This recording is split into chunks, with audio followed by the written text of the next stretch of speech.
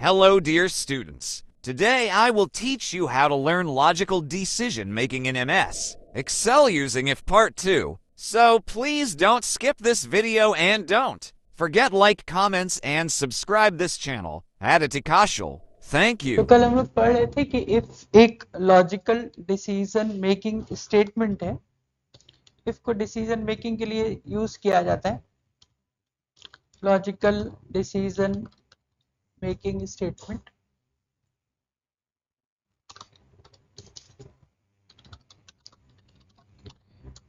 If क्या है? If एक लॉजिकल डिसीजन मेकिंग स्टेटमेंट है। इफ को लिखने के लिए हम लोग if condition comma true value comma false value इस तरीके से लिखते हैं।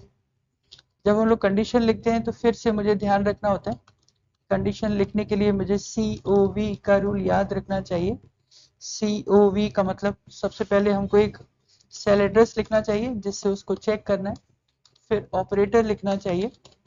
ऑपरेटर 6 तरीके के, equal to, greater than, less than, greater than equal to, less than equal to और नॉट इक्वल टू।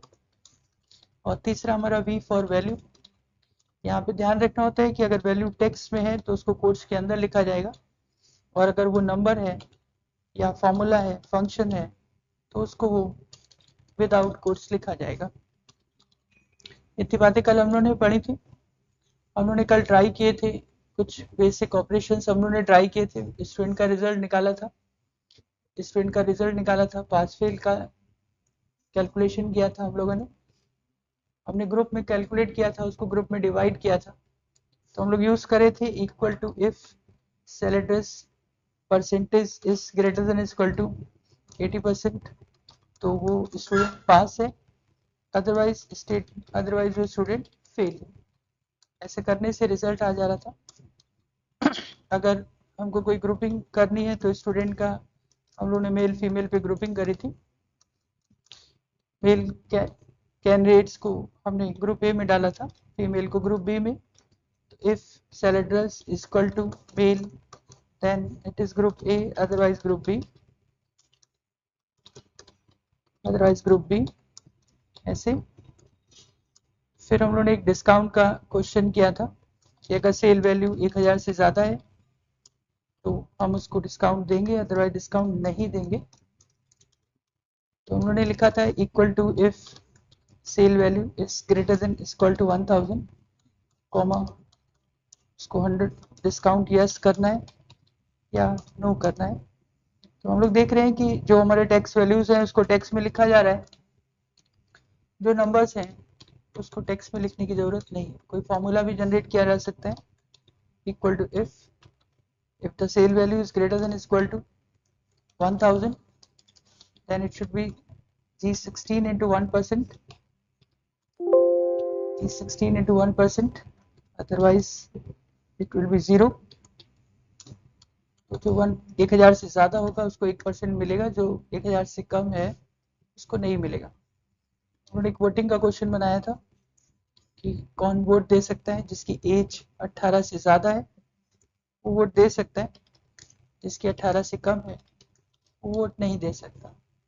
इसलिए if age is greater than equal to 18 then he is eligible for vote, otherwise he is not eligible for vote।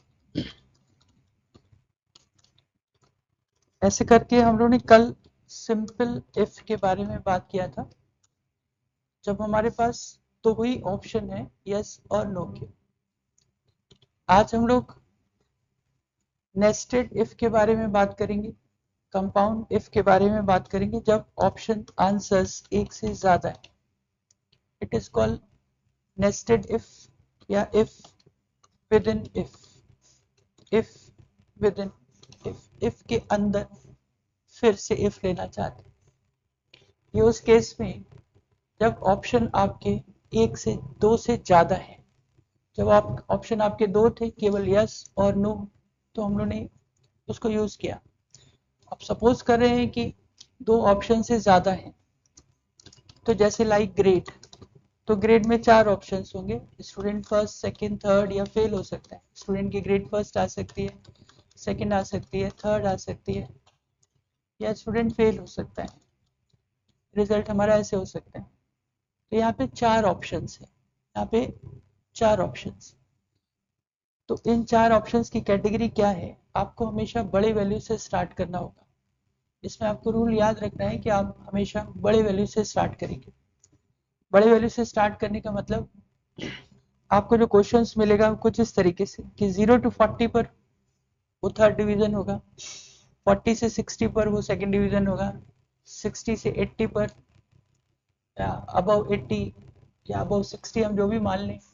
हम मान के चल रहे हैं कि greater than, अगर वो 40 है, लेस देन 40 है तो फेल है।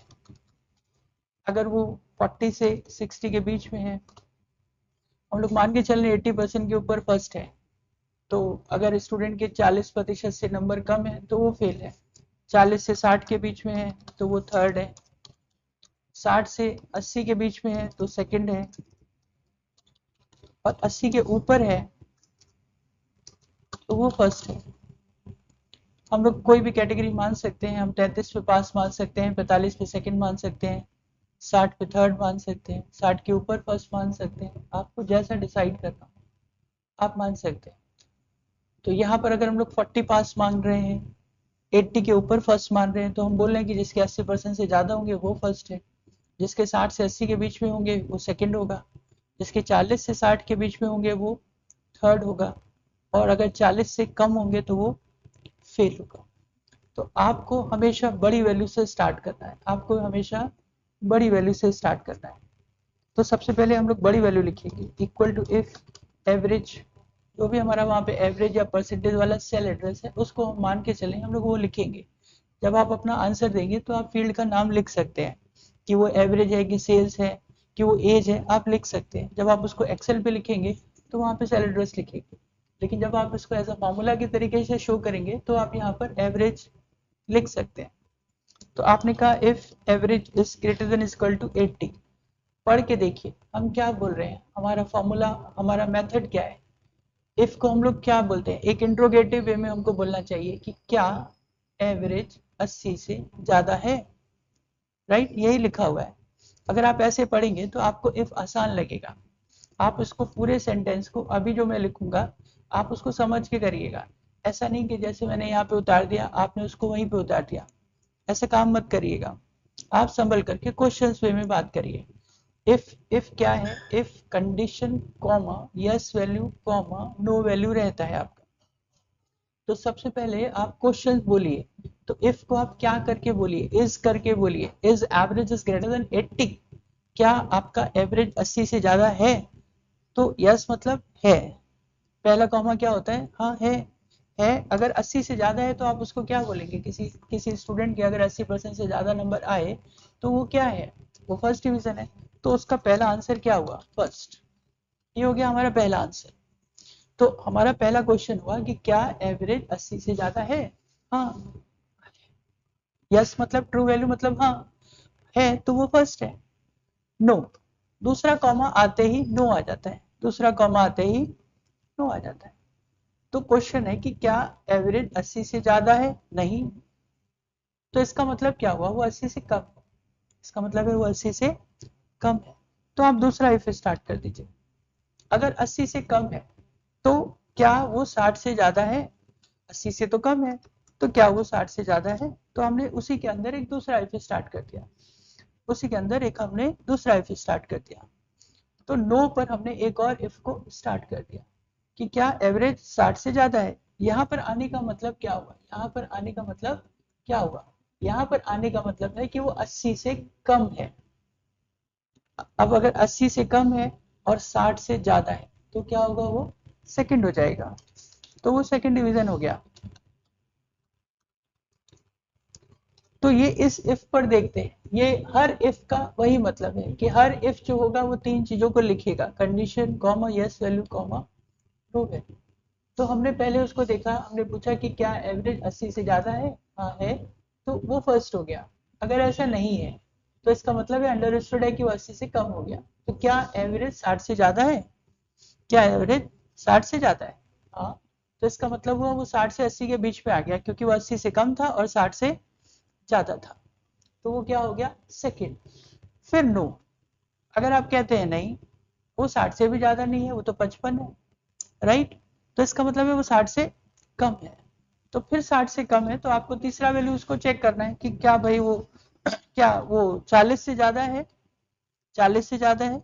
तो फिर तीसरा इफ आ गया, if average is greater than equal to 40, क्या वो 40 से ज्यादा है? हाँ 40 से ज्यादा है। अब वो 40 से ज्यादा है तो थर्ड होगा, राइट, क्योंकि वो 40 से ज्यादा है लेकिन 60 से कम है, 60 से कम है तो वो थर्ड डिवीजन हो गया। और मैंने कहा नहीं, तो दूसरा कॉमा होता है नहीं, नहीं का मतलब वो 40 से भी ज्यादा नहीं है। तो 40 से ज्यादा नहीं है तो मतलब 40 से कम है, 39 है, 38 है, 30 है, 20 है, जो भी है। तो अगर वो 40 से कम है तो क्या है, वो फेल है। तो आखिरी वाला अपने आप ही बंद हो गया। तो जितने आपने इफ स्टार्ट किए उतने इफ आपने बंद कर दिए, जितने इफ आपने स्टार्ट किए उतने इफ आपने बंद कर दिए। 3 इफ स्टार्ट हुए, जितने भी इफ आ सकते हैं, इफ के अंदर कितने भी जितने ऑप्शंस हैं उस उतने ऑप्शन उसके अंदर आ सकते हैं, उतने ऑप्शन उसके अंदर आ सकते हैं। तो हमने कैसे लिखा कि क्या एवरेज 80 से ज्यादा है, फर्स्ट नहीं। तो क्या एवरेज 60 से ज्यादा है, हाँ, तो सेकंड। अगर 60 से भी ज्यादा नहीं है तो क्या 40 से ज्यादा है, हाँ, तो थर्ड। और अगर 40 से भी ज्यादा नहीं है तो अपने आप ही हो गया वो फेल।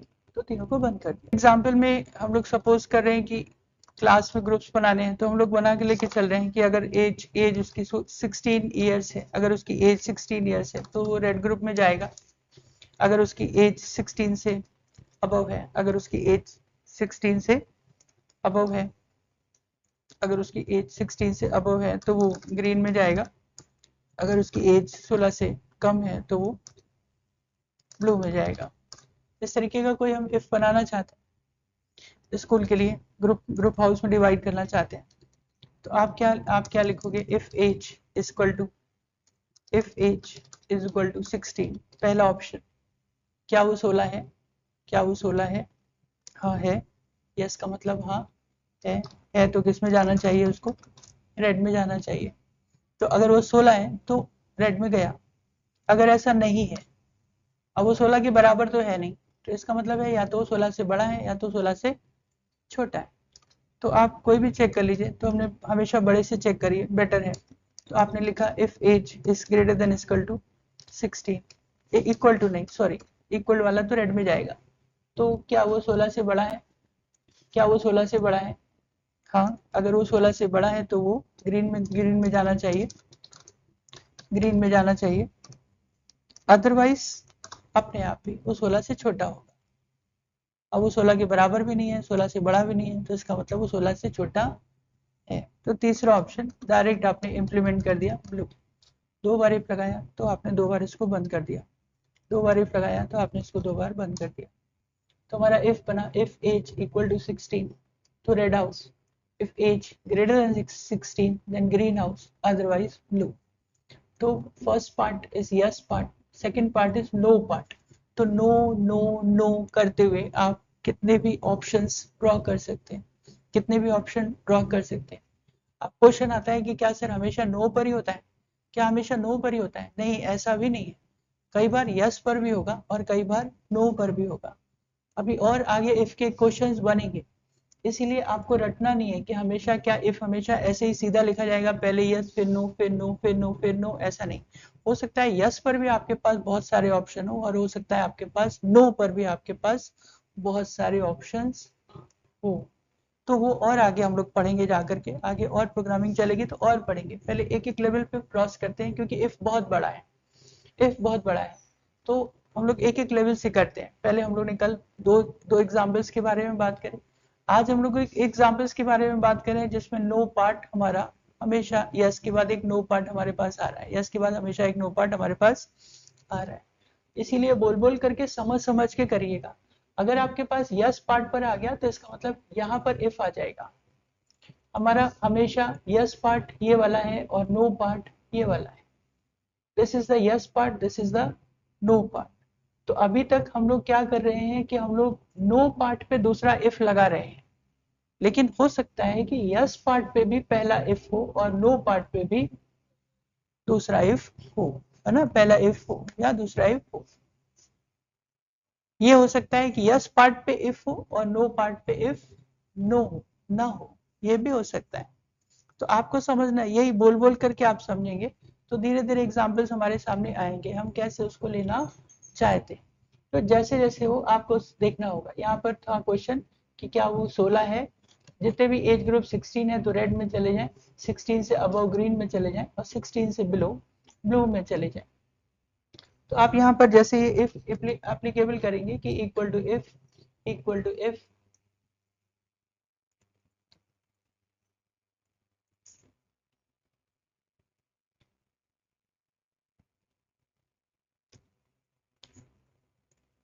हम लगा रहे हैं, ऑर्डर 1 मिनट लगा लेते हैं।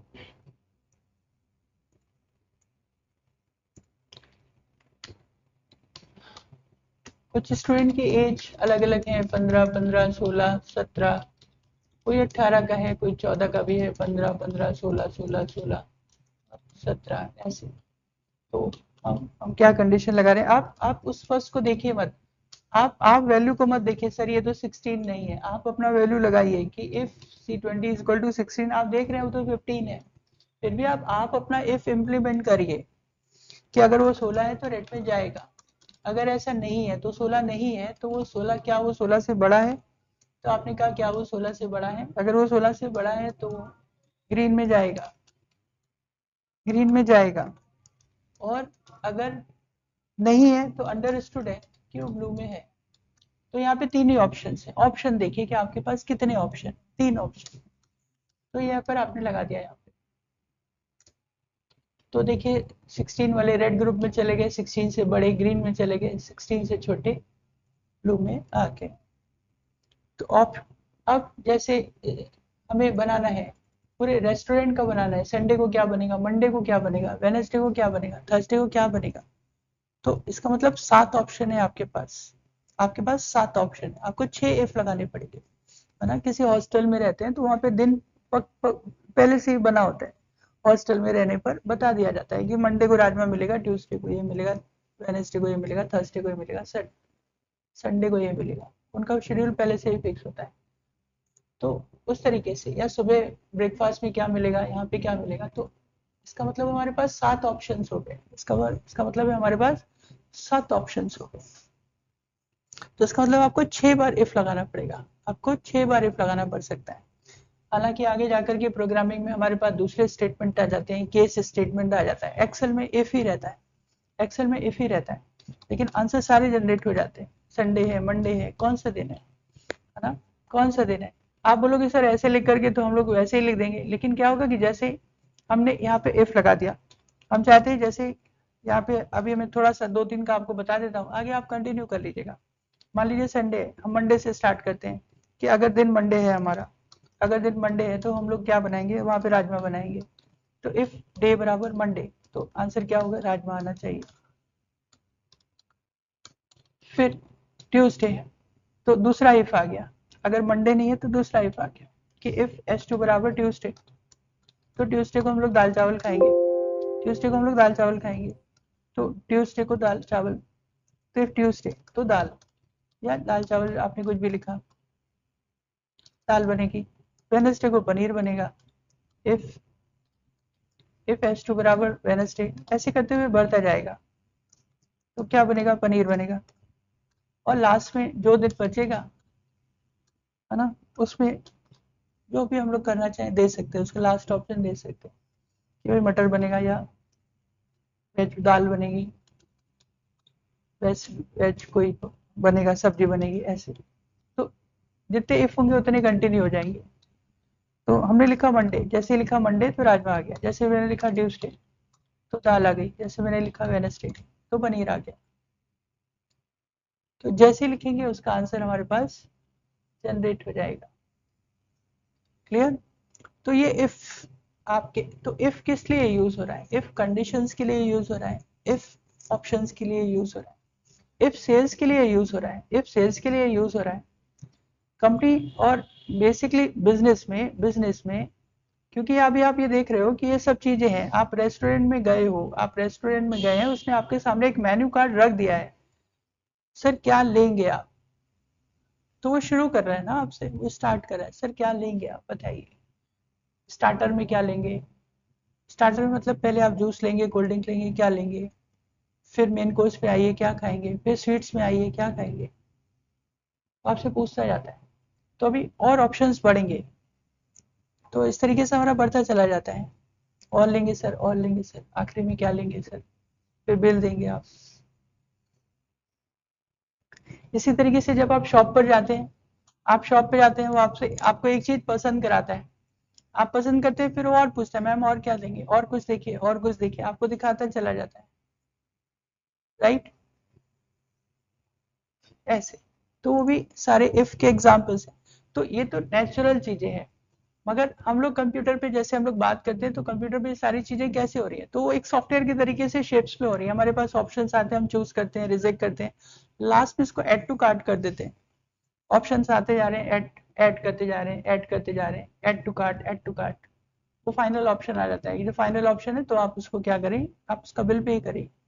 बिल कैसे पे करेंगे, इस तरीके से। तो ये प्रोग्रामिंग की स्टार्टिंग है, यूजर से इनपुट लेना और यूजर के सारे ऑप्शंस को सेलेक्ट करके उसके उससे रिलेटेड ऑप्शंस को उसको दिखाते चले जाना, उसको रिलेटेड ऑप्शंस उसको दिखाते चले जाना।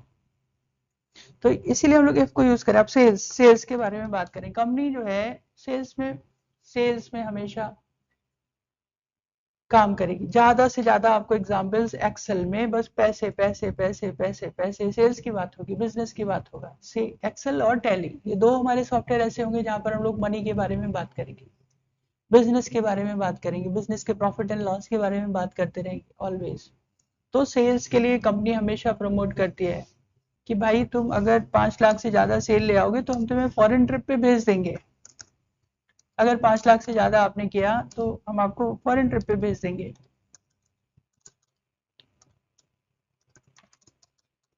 जो भी सेल्स पर्सन मेहनत करता है उसको फॉरेन ट्रिप पे भेज दिया जाता है, या ट्रिप पे भेज दिया जाता है, कहीं भेज दिया उसको घूमने के लिए ऑफर कर दिया, गोवा भेज दिया, कहीं भी भेज दिया, किसी 7 दिन के टूर पे भेज दिया, कंपनी स्पॉन्सर कर देती है कि जाइए घूम आइए। तो जो अच्छे सेल्समैन होते हैं उनको बहुत फायदा होता है, या मेहनत करते हैं वो लोग, इसीलिए मेहनत करते हैं। कंपनी को भी लगता है, कंपनी को भी बिजनेस मिलता है, इसलिए कंपनी हमेशा करती है। तो 5 लाख के ऊपर वो फॉरेन ट्रिप दे रही है, 2 लाख के ऊपर, 2 से 5 के बीच में वो आपको गोल्डन कॉइन दे रही है,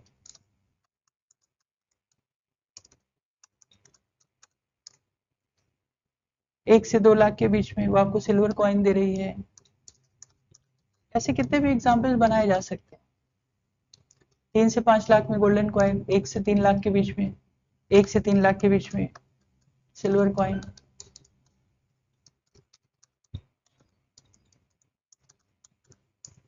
और लेस देन 1 लाख पर कोई भी बेसिक गिफ्ट आपको देगी, या फिर उतना तो आपके पास टारगेट है ही, उतना तो आपको करना जरूरी है। तो 1 लाख तक कोई भी, 1 लाख तक कोई भी इंसेंटिव नहीं है, 1 लाख तक कोई भी इंसेंटिव नहीं है। 1 लाख से 2 लाख के बीच में सिल्वर कॉइन करेगी, दो 1 से 3 के बीच में सिल्वर कॉइन करेगी, 3 से 5 के 5 लाख कर देंगे तो गोल्ड कॉइन दे देगी आपको, और 5 के भी ऊपर दे देंगे तो ट्रिप भी स्पॉन्सर कर देगी आपको, ट्रिप भी स्पॉन्सर कर देगी। तो इस तरीके के तमाम ऑप्शंस आपको मिलेंगे। तो सेल्स पर हम लोग निकालेंगे, सेल्स पे निकालेंगे हम। इसी तरीके से आप परसेंटेज के बारे में बात करते हैं, परसेंटेज के बारे में बात करते हैं। लोग जो होते हैं, कंपनी होलसेल बिजनेस पे काम करती है, होलसेल बिजनेस पे काम करती है, तो उसमें कैश डिस्काउंट मिलती है, कैश डिस्काउंट मिलती है। जितना ज्यादा आप क्वांटिटी खरीदेंगे उतना आपको सीडी मिलेगा, और ट्रेड डिस्काउंट मिलेगा। सीडी बोल रहा हूँ, CD is a cash discount, एक होता है ट्रेड डिस्काउंट, मतलब जितना ज्यादा ज्यादा आप सामान खरीदते जाएंगे उतना आपको डिस्काउंट कंपनी ऑफर करती चली जाएगी।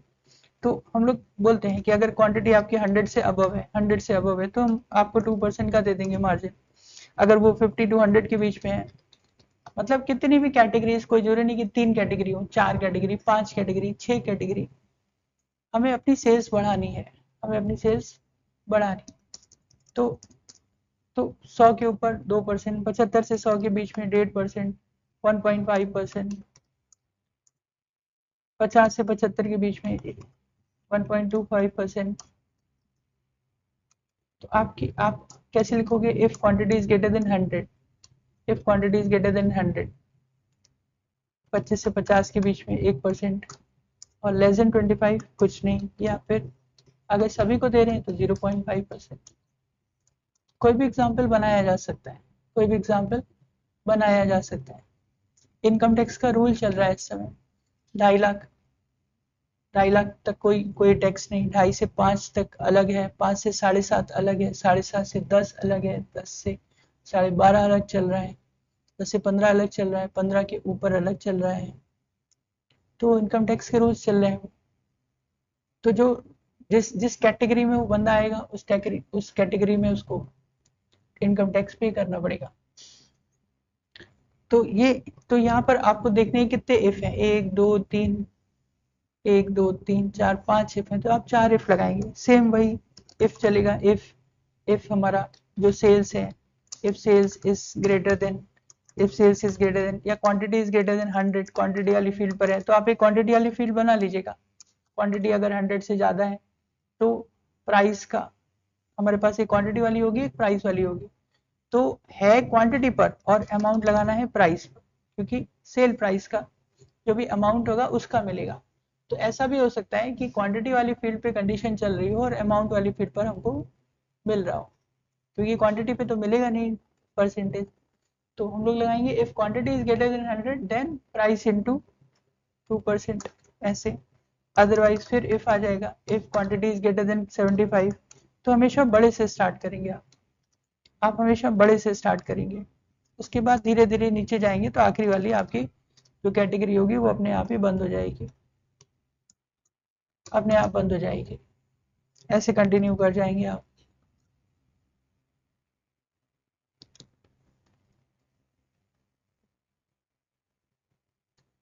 राइट।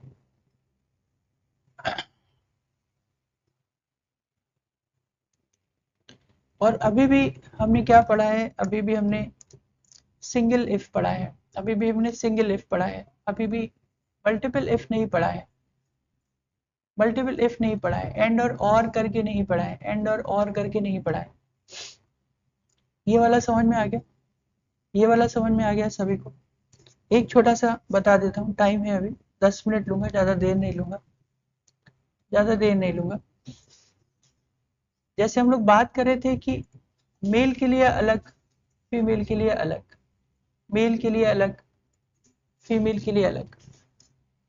तो कभी कभी ऐसा होगा कि जो कंडीशन है वो दो कैटेगरीज पे लग रही है, कभी कभी कंडीशन जो है वो दो कैटेगरीज पे लग रही है। अभी तो हम लोग केवल एक पे लगा रहे हैं, केवल परसेंट पे लगा दिया, केवल सेल पे लगा दिया, केवल सेल पे लगा दिया। कंपनी कहती है बोनस देंगे हम आपको, कंपनी कहती है बोनस देंगे। अब बोनस किस पे देंगे हम आपको, है ना। तो वो एक एक बोनस देने का अलग अलग तरीका हो सकता है, या किसी की सैलरी इंक्रीमेंट होनी है, तो सैलरी अगर इंक्रीमेंट होनी है तो एक हो गया कि भाई अगर साल भर हो गया तो सबको बढ़ानी ही बढ़ानी है। तो अगर एक्सपीरियंस 1 ईयर से ज्यादा हो गया, जिसको भी कंपनी में काम करते हुए 1 साल से ज्यादा हो गया, उसको उनको इंक्रीमेंट देना ही है, 5% 10%, जो भी कंपनी का नियम है उसका सैलरी का 10% बढ़ा देना है उसको। राइट। अब उसमें लेकिन उन्होंने ये भी कर दिया कि 1 साल तो हो ही गया आपको, तो सभी का ही बढ़ रहा है, जो बढ़ रहा है तो बढ़ ही रहा है, लेकिन उन्होंने कर दिया कि उन्हीं को मिलेगा जिन्होंने छुट्टियां ना ली हो या जिनकी परफॉर्मेंस बहुत अच्छी रही हो। तो कुल मिलाकर के 2 या 3 कंपनी नहीं देना चाहती है जानबूझ करके, या थोड़ा क्राइटेरिया और हार्ड करना चाहती है। पहले उसने कह दिया था कि सबको सैलरी बढ़ाएंगे, अब उसको उसके मन में नहीं है सैलरी बढ़ाना, तो कंडीशन लगा दे रही है कि भाई तुम आते नहीं हो, तुम्हारे नहीं बढ़ाएंगे, तुमने छुट्टियां ज्यादा करी तुम नहीं बढ़ाएंगे, तूने परफॉर्मेंस नहीं दी नहीं बढ़ाएंगे। या फिर या जिसने किया है उसको ज्यादा प्रमोट करना चाहती है कि आए तो सब लोग हैं, लेकिन किसी ने 5 लाख की सेल करी है, किसी ने 10 लाख की सेल करी है। तो दो 2 या 3 पर कंडीशंस लगाना चाहते हैं। तो कुछ भी हो सकता है, हम लोग मान सकते हैं कि हम लोग कुछ मानते हैं कि मेल हैं, कुछ फीमेल्स हैं।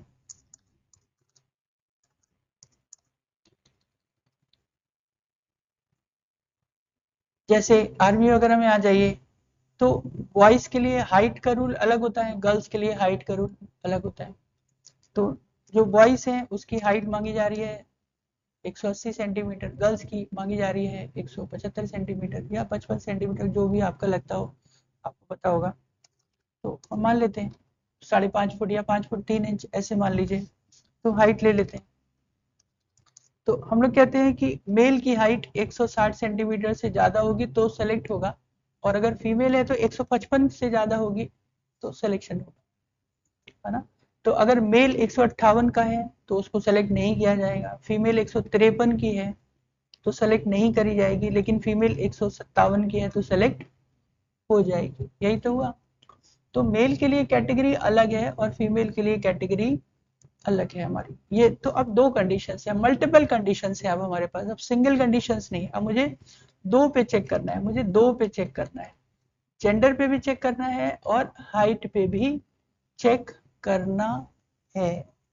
तो इसके लिए एंड होता है। एंड का मतलब इफ के साथ चलता है एंड और एक होता है एंड और एक होता है और। एंड का मतलब होता है all compulsory, all conditions must be satisfied, all conditions must be satisfied,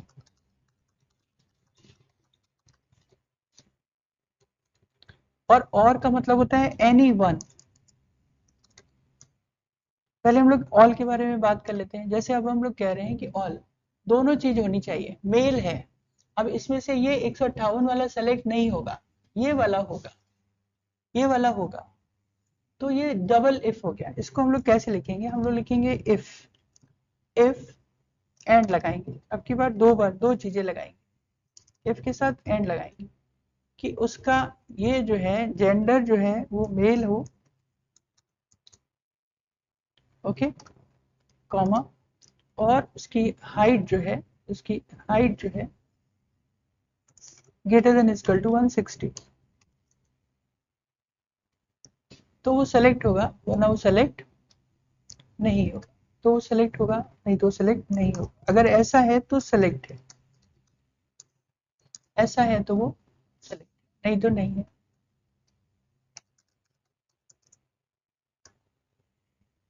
पहली बात हो गई।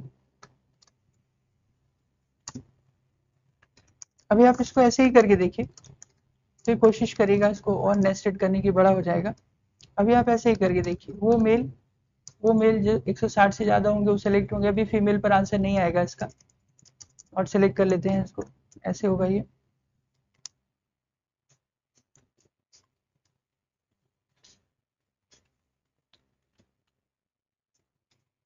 ऐसे कर लेते हैं, फीमेल भी लगा लेते हैं कि अगर एंड लगाया जे में एम है और 160 से ज्यादा है तो सेलेक्टेड है, नहीं है तो हमने फीमेल पे बारे बात करते हैं, फिर एंड लगा देते हैं। जो दूसरा है वो फीमेल होना चाहिए, अगर वो फीमेल होना चाहिए तो आप लगा रहे हैं कि J M equal to F and K14 is greater than equal to K14 is greater than equal to 1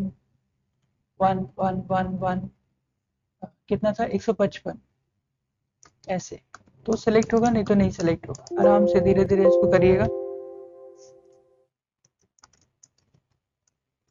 थोड़ा आखिरी में कॉम्प्लिकेटेड हो जाएगा ये, अदरवाइज नॉट सेलेक्टेड होगा ये।